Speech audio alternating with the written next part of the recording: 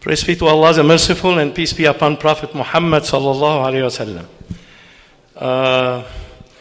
Before we start, as imams, actually, I have two disturbing things that I saw along the times. When we go to the musalla and you take a look at our shoes, I mean, it's very disturbing scenery. There is a picture in the internet, subhanallah, for a temple of Buddhism. You see them putting the shoes accordingly and arranged, clean and neat. And alhamdulillah, we are in a society. We're not in the masjid. People will come and take a look at that. So I would like next time, inshallah, as imams, to prepare for that, inshallah. Jazakumullah khair. The other thing is, I know this is kind of bid'ah. It's a chain, whatever it is. I know that. But this is the rules of our conference. You don't have no choice but to wear it. That's why they gave it to you. And wallahi, this have many things, many benefits. First of all, we will know each other. Second of all, it will identify us. We are here, exist in this room. Our conference is this. And I think this time I talk is not taken from my brother, Dr. Jamal and Dr. Ma'an. We will give this subject, by the way, if you didn't attend any subject, any lecture before, and you attended this will be enough. Wallahi, this is very important subject. So everyone, inshallah, you know our children. Those our next generation. They are the one will lead. And we have to raise them right. And this is part of it. Dr. Ma'an, inshallah, will take 10 minutes, and Dr. Jamal, inshallah, will take 15 minutes. My brothers and sisters, you saw Sheikh Shpendim, how strict he is. You did not see me. I'm not only one Hassan. I'm Hassanin. Two Hassans. Jazakumullah khair.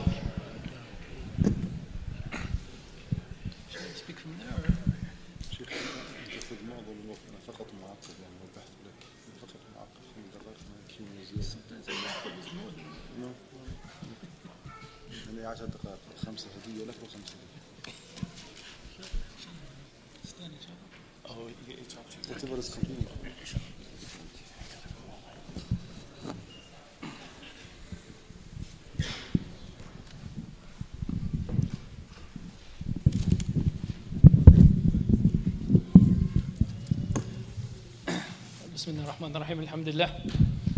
Alhamdulillah wa salatu wa salam ala nabiyyina Muhammad wa ashhadu an la ilaha illallah wahdahu la sharika lahu wa ashhadu anna Muhammadan abduhu wa rasuluhu. Amma ba'd. There's a theory that when you speak, if you stand, you give more energy to the audience than when you sit. In reality, I'm the one who needs the energy right now, but anyway, inshallah, I'll try standing and hopefully have a better effect, inshallah. So the question that we have in front of us, as the Sheikh said, is bringing children to the mosque. And this is a question, first and foremost, it's a question really about, at least the way it is presently in our mosques, it's about conflicting interests and conflicting needs. Because we have, for example, and especially in the sisters section, many times the brothers, mashallah, they are in their own world. The sisters are in, hum fi wadi wa hunna fi wadi. And sometimes they don't seem to know what's going on in the other side. Sometimes it affects the brother side as well, especially like in Taraweeh and other things. But on a regular basis, this is something that on the sister side in particular has more of an effect. And this has to do with the question of when you go to the salat, when you go to the masjid, we all know the virtues of going to the mosque. So there are virtues in praying in jama'ah. In fact, many ulama, for the men, they say it is wajib to attend the jama'ah in the mosque.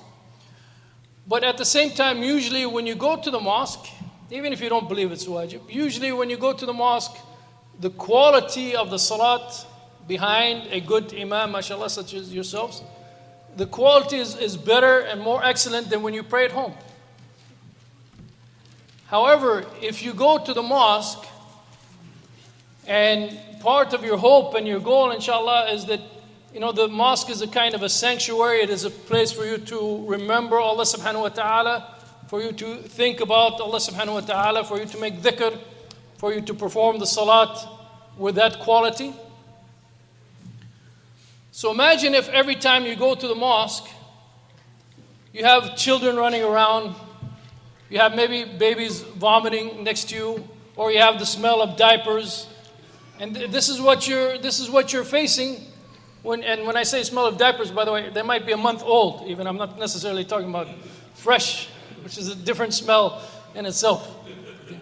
So if this is what you're facing when you come to that prayer, where you have the high hopes, you're coming to the mosque, mashallah, maybe especially for the sister, maybe this is not that common of an opportunity that they get to go to the mosque and they have the high expectations. And then this is what they face. It's very difficult to get that feeling, that spiritual feeling, and to get that benefit from the mosque that you expected and that you hope to get. And consequently, you will, over time, you will feel like not attending the mosque. Especially, for example, if you don't have children, or if your children are behaving and others are not. And parents, as I think every parent probably will admit this, parents are very good at zoning out their kids and zoning out what they're doing, right? For them, their kids' noise is like white noise in the office. They hear it all the time. It's like it doesn't do anything to them. But if they're not your kids, or you're not used to those sounds and whatnot, it affects you. So we have this issue, which is a very serious issue. And when I've spoken, for example, I've given different classes, and I've given different classes on how to improve the quality of the salat. And when I ask the sisters, is this an issue for you? I've never once, and of course these sisters are the ones who come to lectures, so usually maybe they're younger. Sometimes they don't have children themselves. But I've never once had any sister say, this is not a problem. I don't face this issue. Every single time, every sister has said that she faces this issue. She's not happy about it. When they try to say something, the response is not very positive. So that's one group. And even among the brothers also, if there are too many children in the men's side as well, can be an issue. We see that sometimes during Taraweeh. Then on the other side, of course, we have now, mashallah, we have parents who have children, and we are living in a society which is different from many Muslim societies. We don't have extended families, for example. Husband and wives are living by themselves. They may not have any relatives. So if they want to go to the salat, they don't have much choice except to bring their children. So they want to come to the salat as well. They're also part of the community. They also want to take part and also benefit from coming to the mosque. So you have this, as I said, a conflict of interest where they want to come to the mosque. And one of the arguments, of course, that they make is they want also their children. So their children are the next generation. So they want their children, and everyone should want this, they want their children to get used to coming to the mosque, that the mosque is something beloved to them, and as they grow up, they like it more and more and more. And also, since these parents themselves are raising our next generation, we also want those parents to be parents of taqwa and to benefit from the mosque. So we want them in the mosque, right? And so, but for them to come, as I said, because we don't have the extended families, for them to come, they're going to have to bring their children. If they bring their children, then they're going to be disturbing the others who are also coming and wishing to pray in a nice, quiet area. And then even from the mosque point of view, sometimes we have liability issues. We have damage that is done by children. We have cleaning issues related to children. Sometimes children go. I know of at least one case, and I believe it's maybe 3 cases if I can remember correctly, where children have been hit by cars in the mosque parking lot because they're out free. They're out free, and it's very difficult to supervise them. You're backing up. It's very difficult to see children if you're backing up. Right? This is a big liability for the mosque. Imagine if the mosque is sued. Right? The mosque is sued because this person brought his child, isn't watching the child, but it's a public place, and the child gets into trouble, and so it's a liability also for the mosque as well. However, as a community, the mosque also wants these people to come to the mosque. So you have lots of conflicting issues, even before we get to any text, or even before we get to any of the opinions of the ulama. We can conceive. Part of the beauty of fiqh, or part of the essence of fiqh, is to conceive of what is going on, so that you understand the issue completely and properly, inshallah. So we have all of these, as I said, different interests. When we go to the hadith of the Prophet ﷺ, and there's one, it's not actually from the hadith of the Prophet ﷺ, but one of the most explicit text related to this is a text that is recorded by Ibn Kathir in his tafsir. And I want to, I know I only have a few minutes to speak, but there are some things that I just want to highlight because of the fact that you might come across it, and the details of it are maybe not well known. So in his tafsir of Surah An-Nur, Ibn Kathir presents a story in which it is narrated that Umar al-Khattab, whenever he would see the children playing in the mosque, he would strike them with a stick and take them out of the mosque. But the narration actually, as Ibn Kathir said, Ibn Kathir simply said that things which are inappropriate for the mosque should be kept out of the mosque, and children should be kept out of the mosque as they play therein. And then he said that whenever Umar al-Khattab would see them playing in the mosque, he would beat them with a stick. And as I said, the narration also says that he would remove them from the mosque. So this is coming from Umar al-Khattab. It is stated by Ibn Kathir. Ibn Kathir doesn't comment, though, on the authenticity of this narration. Al-Albani, in one of his books, also quotes the same incident from Ibn Kathir, also doesn't comment on the authenticity of the narration. All of the books, all the publications of Ibn Kathir, one of them is quite detailed in the Takhrij, also doesn't mention anything about the authenticity of the narration. I had a difficult time even trying to find the narration because Ibn Kathir doesn't exactly narrate it with the wording that is found in the books of Hadith. But eventually I was able to find it, and the details of it are in the paper. And it is actually a weak narration. The chain is broken between the narrator and Umar al-Khattab, or Umar al-Khattab's time. But Ibn Kathir, though, is using this as evidence, or he's pointing to it as if it is something normal or acceptable, which may be an indication of, in his time, it wasn't normal to bring children to the mosque and allow them to sit and play in the mosque, which is quite common nowadays.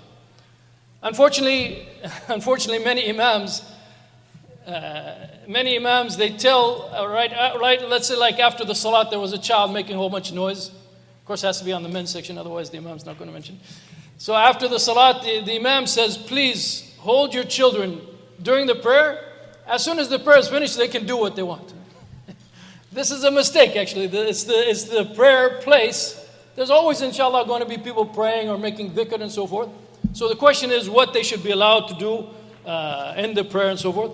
And if we go through many of the hadith of the Prophet ﷺ, we find different hadith, inshallah, they're detailed in the paper. We find different hadith where, like Al-Hasan, Al-Hussein and so forth, and Zainab, They were in the mosque.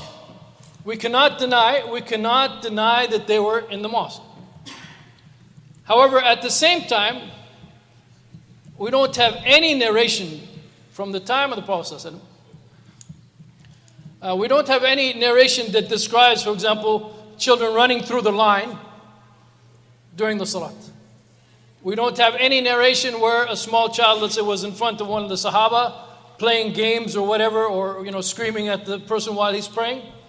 We don't have any narrations like that. We have a few narrations where we know that small children were in the mosque, and we have maybe some indication that perhaps, and the details also are mentioned, that maybe like hearing a baby crying, maybe that baby was in the mosque, maybe the mother alone was in the mosque, and so forth. So we definitely don't have any clear text prohibiting young children from the mosque. Then when you go and we have, as I said, we have explicit hadith that show that at least on some occasion, yes, they were in the mosque. Now, if you go from that to the books of fiqh and what we find from the books of fiqh, starting, by the way, if I may start with Imam Malik, and not starting with Imam Malik because of the presence of so many Malikis in the room, but because there is some significance to his interpretation. And that is that in the narration concerning Umama and the Prophet ﷺ carrying Umama in the mosque, Imam Malik was asked whether or not this hadith should be applied. In other words, is it abrogated or what? And Imam Malik said that you should do so, a man may do so only in the case of necessity, where he cannot find anyone to look after his child. Otherwise, one may not do it simply out of the fact that he loves his young child and wants to bring him to the mosque. The significance, of course, of Imam Malik on this kind of point is that we're talking about someone living in the city of the Prophet ﷺ only 100 some odd years after the time of the Prophet ﷺ, where if it was a custom and a practice to bring children to the mosque regularly, and had that custom and practice come down from the time of the Prophet ﷺ, it would have been someone like Imam Malik who would have been familiar with that kind of practice. But instead for him, at least his reaction or his statement shows that this is very much the exception. You should only bring the child if you cannot find anyone else to look after the child, and only because of that need or necessity, it's allowed then to bring the child to the mosque. Otherwise, in general, if you look at most of the books of fiqh, they emphasize the fact that the mosque is something that is to be protected. It's protected from impurities. It's protected from inappropriate behavior. And so many of the scholars, for example, say if the child is under 7, they should not be brought to the mosque. Because 7 for them is what they call the age of tamyiz, the age which the child begins to develop, to understand and reflect and so forth. So what we can see from what the ulama say, what we can conclude from that is really it is the behavior of the child that is the key thing. If the child understands how to behave when he comes to the mosque, because someone could be maybe under 7 and behaves properly, someone could be maybe over 7.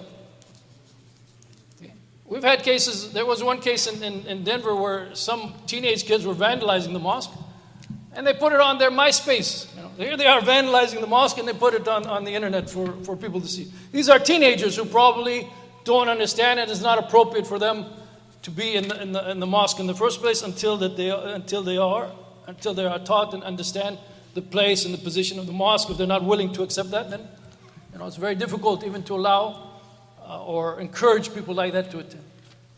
So I think this question is not a question in which we have a clear text, do this or don't do this. But this is a question of really the culture of bringing up children. The culture, in other words, in the sense of it's important for everyone to realize, as we said, once you bring your child to the mosque, we want the parents, young parents, to come to the mosque. We want children to grow up loving the mosque. But we have lots of conflicts of interest. So you cannot bring your mosque to the child, you can't bring your mosque to the child either, but you can't bring the child to the mosque If your child is going to, if you believe, if you have reason to believe, or you think that your child is not going to be respectful of the mosque, you should understand this. And you should make your child understand that this is a special place. You don't behave in this place like you do, for example, at home. And this should be something that is taught to the child from the earliest years that you want to bring the child to the mosque. Because as I said, it's more of a culture. If you speak, for example, to some of your grandparents, I've spoken to like a generation higher of many people from different parts of the Muslim world. Many times the grandparents or the great-grandparents complain about how this generation bring up their children. Right? This generation, they let their children do anything.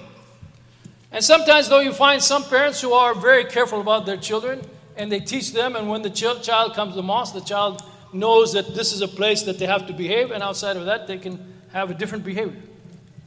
But there needs to be a lot of education that needs to be done. And unfortunately, especially among the sister side, the sisters need to be educated about the appropriate adab or ethics and manners related to the mosque, about not disturbing the others who are praying and so forth. And for the United States, for our situation here in the United States, it is something of a daunting task because, as I said, this is an issue which almost everywhere I've been or everywhere I visited, if I ask, because I was interested in this topic, when I ask about it, I always get the same response. Yeah, this is a problem in our mosque. As I said, many times the brothers don't realize it because they're a little bit protected from it. But it is something that especially the imams have to deal with. And I think the best way for the imams to deal with it is to educate the people and make the people realize that, look, we all want to come to the mosque, but we don't have the right to disturb and bother the sanctity of the mosque. 0 minutes left? 0? طيب إن شاء الله بارك الله فيكم والسلام عليكم.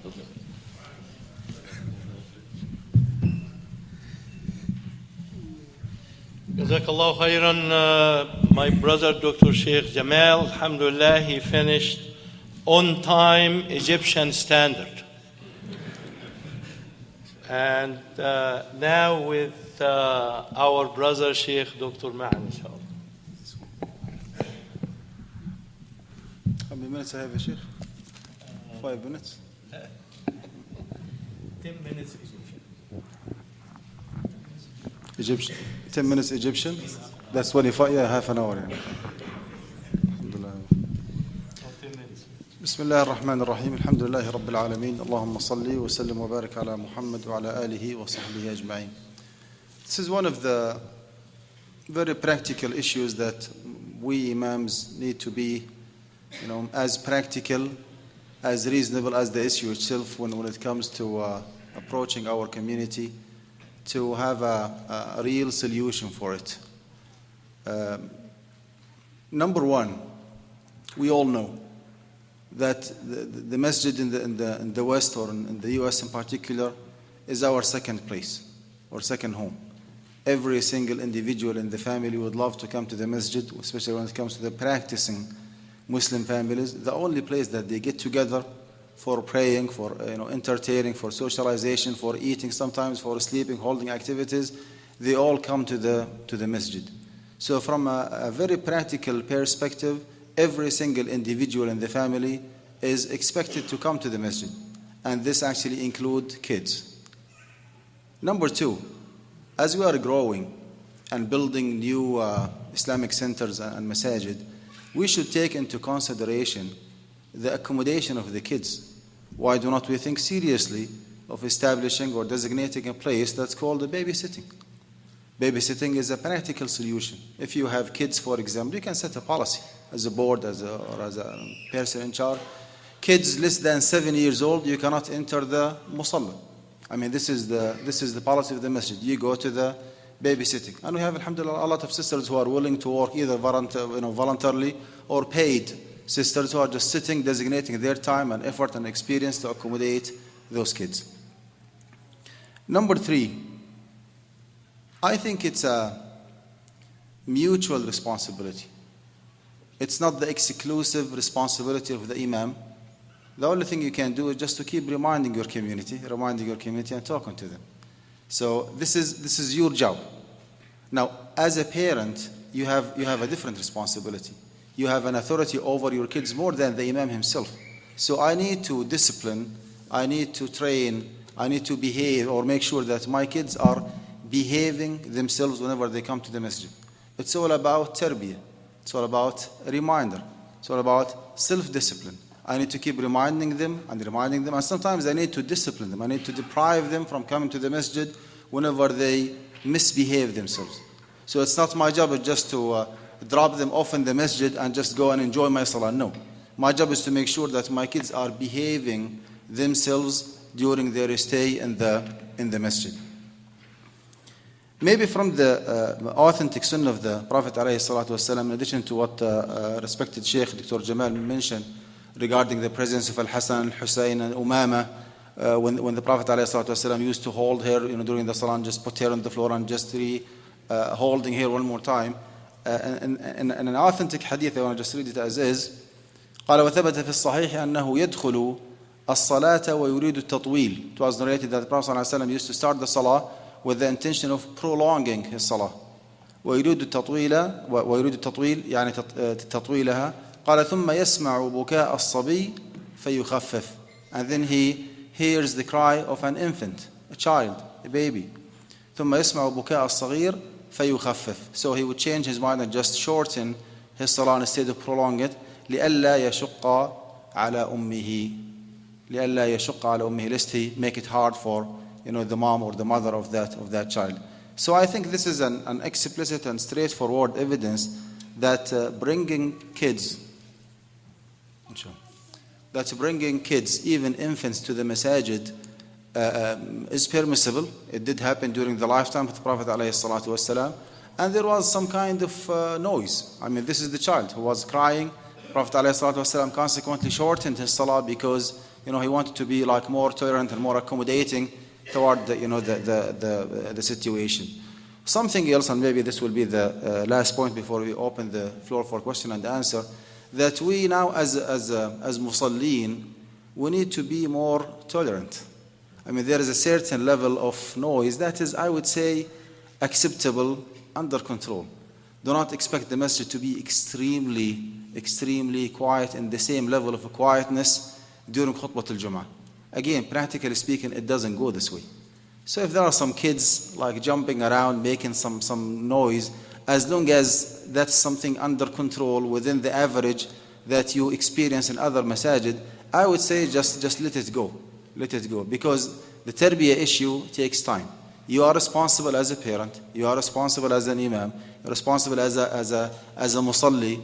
The sisters, the mothers are responsible. We as a community, again, we need to make some arrangement to accommodate our kids. We always say that those messages are not for us. Those are for our children, the next generation, the ambassadors of the Prophet ﷺ in this society. We're gonna just pass away, and those kids will be taken over. We always keep repeating ourselves. But when it comes to practice, subhanallah, we do not have that patience in accommodating our kids. Those are some of the ideas that I wanted to share with you. Inshallah, we'll open the floor for question and answer. Jazakumullah khair. جزاكم الله خيرا. نعم. طيب جزاكم الله خير. تفضل. بسم الله الرحمن الرحيم. With respect to the hadith that the Sheikh quoted, this hadith also is in my papers, hadith number 3. And there's also another narration from that,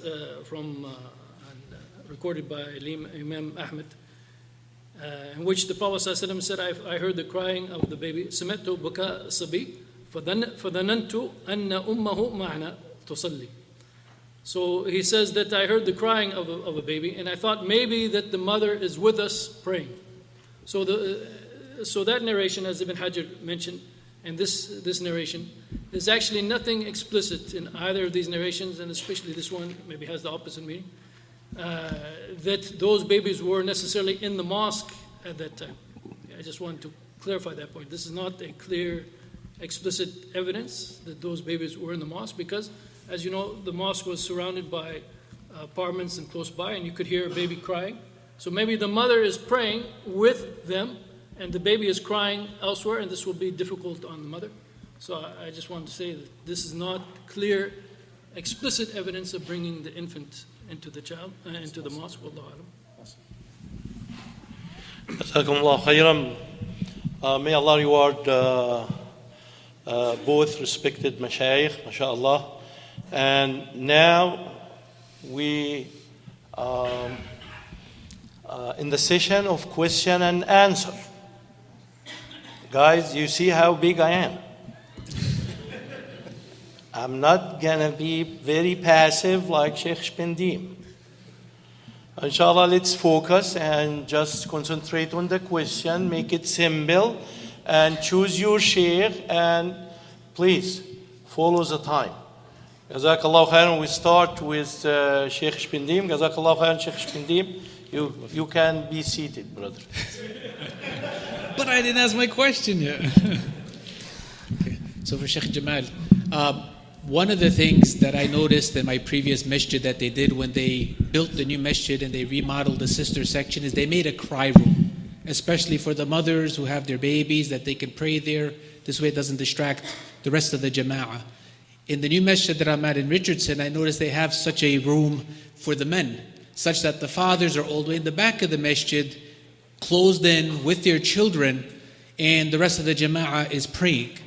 Now, whether that's permissible or not, that's the main question, especially for the men, as there should be part of the actual jama'ah, but in this case, they're kind of separated from the rest. If you would please help us with that. Jazakumullah khairan.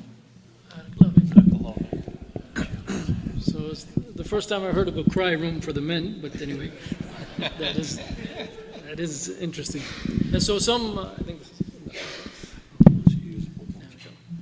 so yes, some, and also as Sheikh Mayan said, some places even have like a babysitting center, which is good for that community. But the only thing I caution about concerning that is that when children are taken like to that babysitting center in the mosque, they think of the mosque as a play area. So if they go to another mosque that doesn't have that kind of situation, they might think again, this is just a play area. We're just not in the own room. So you just have to the parents have to be careful that if in their local community, mashallah, they have that kind of separate babysitting room, like in Houston, for example, Sheikh Walid Basuni's mosque, I forget where he is. Yeah. So if you, Clear Lake, yeah. So the children might get an idea. Yes, we can pray in the mosque. So you have to make sure to teach them that when they go to another mosque that doesn't have that kind of facility, that it's not a playground like the other mosque that you are used to.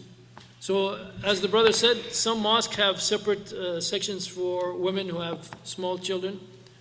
I've seen it before. Sometimes it doesn't work out very well. And even sometimes some of the sisters who have small children want to get away from the other small children, so they come to the other part of the musalla. The question of the brothers being separate like that, I haven't heard it before, it is unique. The most obvious response to that maybe is that this is not proper, since you are separating the jama'ah, and the brothers are required to be with the rest of the jama'ah. So I would just say that the most apparent issue is that it doesn't look like it's proper. I don't know if you can argue that the need or necessity here is overruling the default ruling. I'd probably have to give that some consideration, but I would say that at first glance, it looks to me that this is not proper according to the default rulings. It would be better, again, if they have children, if they have to bring children, again, do their best to control their children, have their children with them. And that's one of the advices that many of the scholars have mentioned. Have their children close to them and with them, because they'll be more in control, especially with the father. They'll be more in control if the father's right there, and if as soon as they start getting out of line, the father can speak to them and so forth. It seems to me that would be a better if it can be worked out, inshallah. Wallah. So I didn't really give you an answer, I realize, but. Jazakallah khairan, Sheikh Jamal. I'm from the same masjid, Sheikh Shpendim, and although we have this situation, but the children leave the parents in the room and start knocking on the glass and making even bigger noise. So I don't know whether it's a suitable situation or not. Okay, my brother, please. So that adds to my doubt about it. Assalamu alaikum wa rahmatullah. Alaikum assalam. My name is Anis. I'm from Connecticut. The problem is the children is in all the masajid, but some masjid has bigger problem than the other. But it is also associated with the sisters. Especially it happens when there's a halaqah, an evening class, or Ramadan. Sisters get together and they socialize. They don't care about the children. And sometimes when the praying time is during the Ramadan, if they cannot pray, they are asked to go back. They will not listen and they won't go back.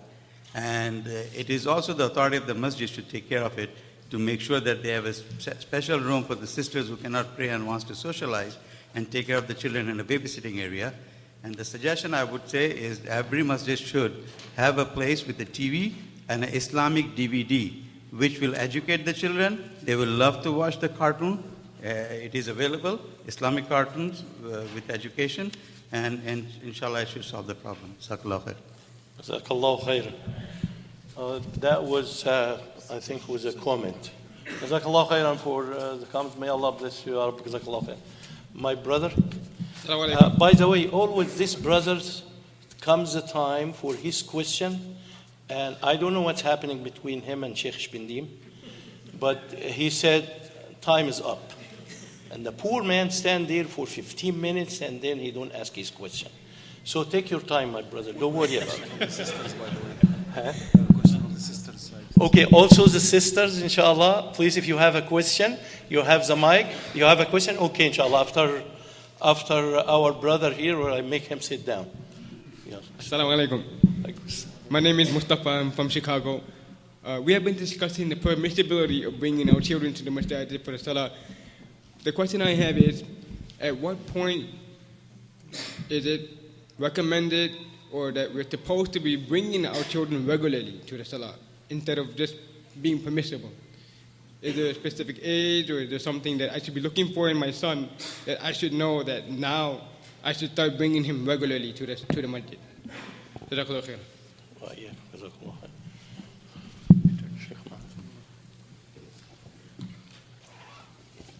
Akhi Karim, I think you are referring to the hadith of the Prophet ﷺ.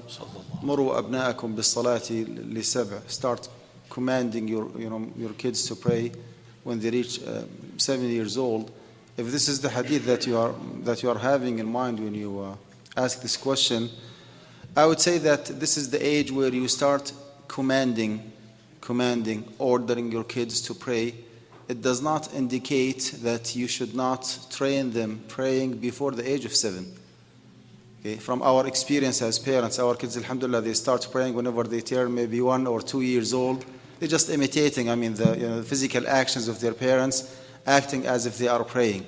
So there is nothing wrong with the training. Well, actually, this is what we are expected to do, is to train them as early as possible, because the more they get trained, okay, and during their childhood, the more they will be accustomed and familiar with the salah, and the more actually respect they will be showing to the salah.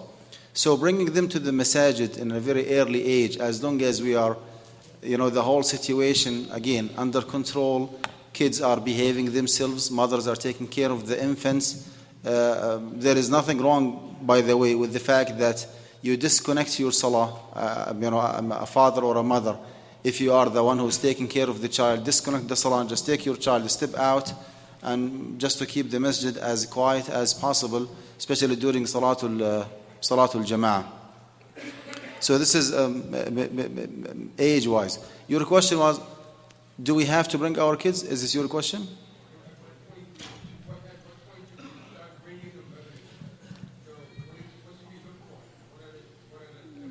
Wallahi, Habibna, there is no white and black. There is nothing straightforward that you cannot bring your kids before the age of such and such to the masjid. Again, you have heard the hadith where a child was crying. Kids, Umama radiallahu anha, she was unable to walk. She was like, maybe barely sitting down, where the Prophet ﷺ used to hold her. And actually, she did not come by herself. He was the one who brought her. Not to Salat al-Nafila, but to Salat al-Faridah. He was leading the Salah, holding her in I think the hadith, al-Isha al-Akhir, meaning Salat al-Isha. Holding her during the Salah and putting her on the floor and then grabbing her back and on and on. So again, there is no like line to draw that you cannot bring your kids before this, age, to the best of my knowledge. Wallahu a'lam. Jazakallah khairan. Sheikh Jamal, you have any comment? Sheikh Jamal. I think maybe more directly to your question. So if for example, if your child is around, let's say 7 or 8, where they can start to appreciate the mosque and appreciate coming to the mosque, you should take advantage of that and inshallah start encouraging them to come regularly, where they start understanding what it's about and they start having some appreciation for it. Around that time, inshallah, I think is when you should start regularly. And I think that's the gist of the question that you were asking. Jazakallah khairan. Now with our sisters, please state your question. Assalamu alaikum. My question is for Sheikh Jamal. I'm having a hard time understanding how Imam Malik's interpretation about, with regards to carrying Umama radiallahu anha in the masjid, that he concluded, if I correctly understood you, that one can do so only in the case of necessity when you can't find anyone to take care of the child. It's just hard for me to imagine how the Prophet ﷺ didn't have anyone that he could give the child to, and therefore it became a necessity for him to bring Umama. Maybe I'm misunderstanding that. Secondly, the Prophet ﷺ didn't generally forbid women from coming to the masjid. In fact, he told the men to not prohibit them. And regardless of whether or not the child was crying in the masjid or in one of the apartments close to the masjid, the Prophet ﷺ shortened his prayer instead of asking the woman to not come to the masjid because her child was an infant. So although that affected the experience of the Sahaba who were praying with the Prophet ﷺ, because I'm sure they would wanted to have heard a longer recitation. They had probably come for that nice, longer recitation experience of listening to the Prophet ﷺ. So I find that in our masajid, we feel very unwelcome as mothers, especially of young children, where at best it's toleration, at best, or outright, lack of accommodation. So I think we have to move the discourse from simply trying to tolerate to a matter of prioritization, which I've been to masajid all over the country. I don't find that we're even thinking at the level of prioritization. It's just tolerance. And this is an imam's conference. If we don't talk about prioritizing this, as leaders and imams, then I don't know where else that discussion that needs to take place can. Jazakallah khair. Barakallahu feek. Actually, by the way, the quote that I gave from Imam Malik, I wasn't quoting Imam Malik necessarily in agreement with what Imam Malik said in his interpretation of the hadith of Umama. What I was trying to highlight is the fact that this kind of cultural practice was probably something that would be passed on from the time of the Prophet ﷺ to the time of Imam Malik. We all know that Imam Malik considered the amal of Ahl al-Medina as a kind of hujjah, and his rationale behind that was that these are things that are passed on from the time of the Prophet ﷺ. I'm not the Maliki, I don't agree with that position completely, but definitely there are things that we could expect that yes, they were passed on as part of the culture of the people, and Imam Malik is only 100 and some odd years in his prime after the death of the Prophet ﷺ. So there is some logic behind his argument. So what I was trying to highlight was the fact that in Imam Malik's time in Medina, it was not the norm to bring the children. And so he's understanding the hadith of Umama in the light of that culture and saying that this should only be done as an exceptional case, not as the norm. And so I was trying to highlight that aspect of it, not necessarily agreeing with his interpretation of the hadith, and I still think that that's a valid understanding. With respect to, and as Sheikh Ma'in mentioned, of course, it was the Prophet ﷺ who brought Umama to the mosque. And we cannot deny, and I said this in the lecture, we cannot deny that we have clear hadith about children being present in the mosque. What I stated is we don't have a description of some of the things that go on in the mosques nowadays because of the children, the way the children behave, especially those older than babies.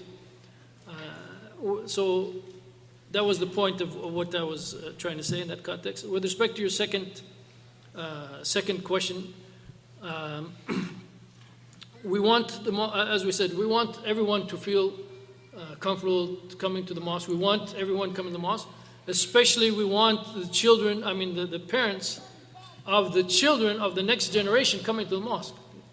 So we definitely want them coming. We want them to feel welcome. But at the same time, it should not be at the expense of the quality of the salat or the sanctity of the salat.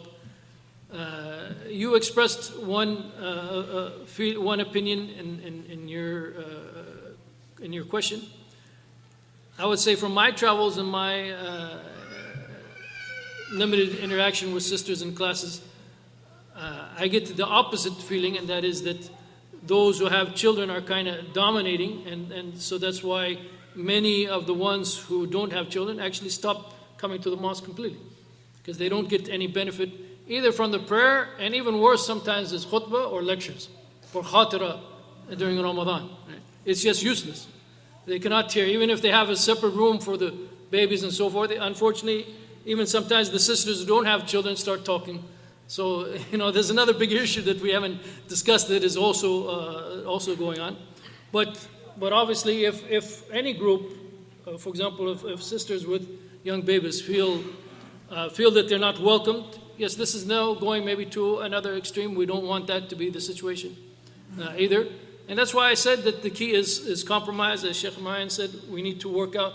Imams need to take a leadership role, but also parents need to take a leadership role.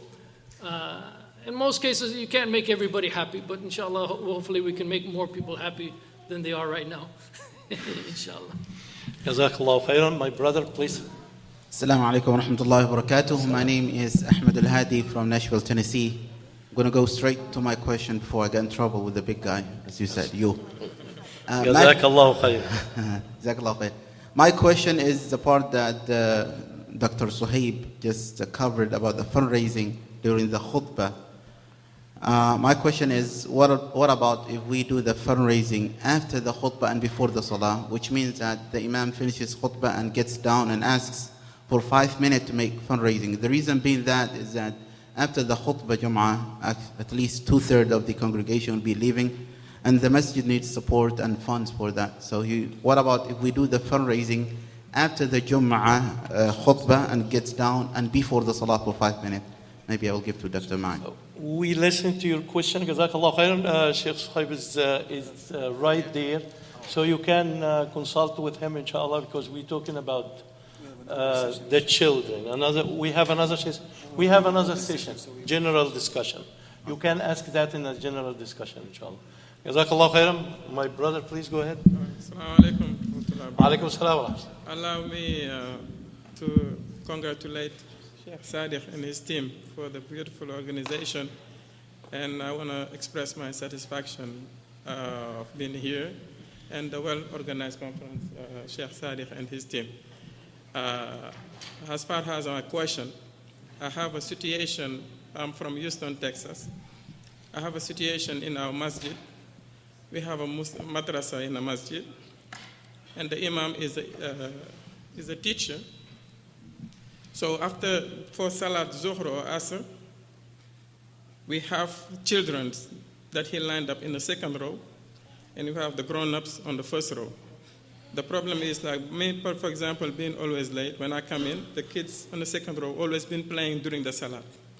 So I requested if they can feed the kids in the first row so the grown-ups can have a little control of them instead of them playing in the back. But he answered of the hadith of Rasulullah saying that on the first row, it should be the one who memorized the Quran the most and the grown-ups. and the kids supposed to go on the second row. The thing is like they playing and disturbing the salah. So what would you advise in that situation, inshallah, if you can help? Jazakallah khair.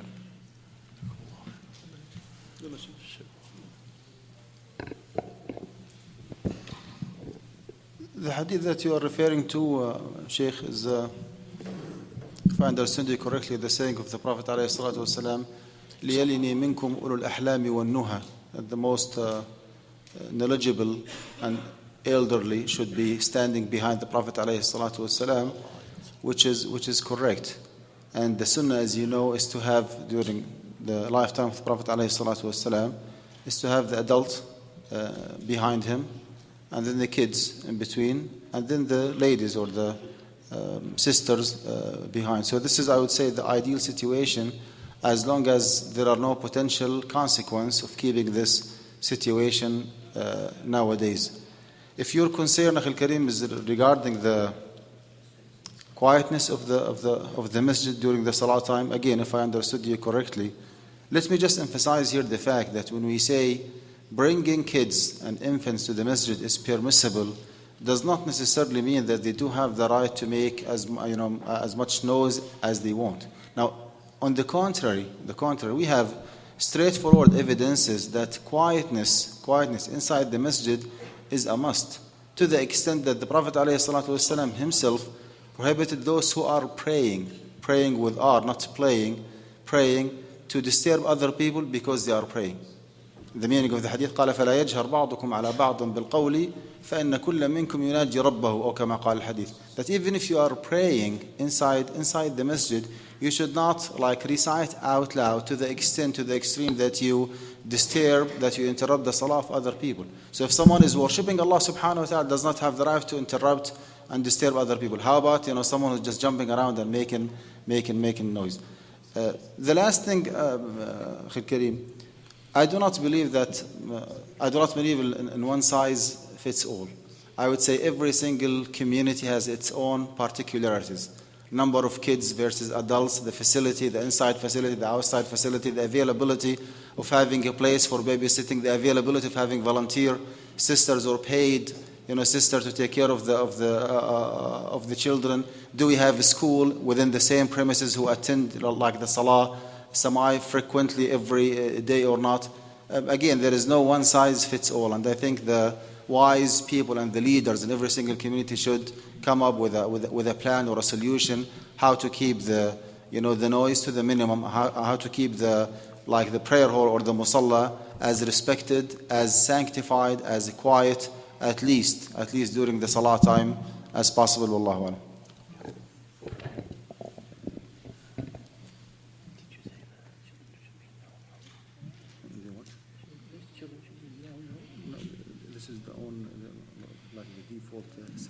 Inshallah, we will take one more question due to the time limitation, and we have general discussion after that. Inshallah, we could accommodate you. Jazakumullah khairan. This is my first time standing for the whole convention. So let me just say that we have a disagreement on the previous question.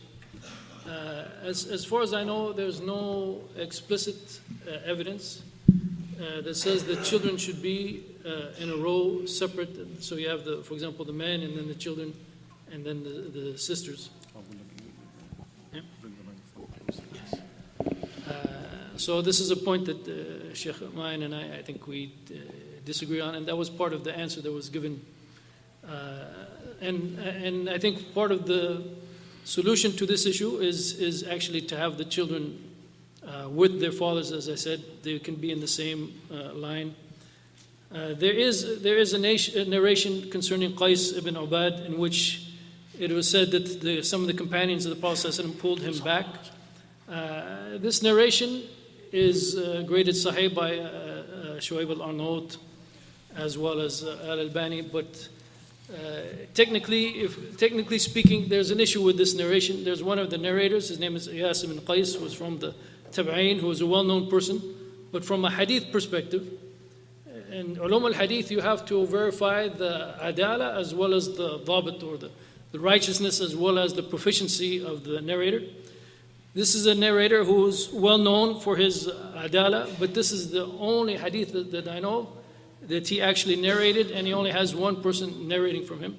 So technically speaking, from ulum al-hadith point of view, there is some problem with this narration. It's not, it doesn't look to be an authentic narration.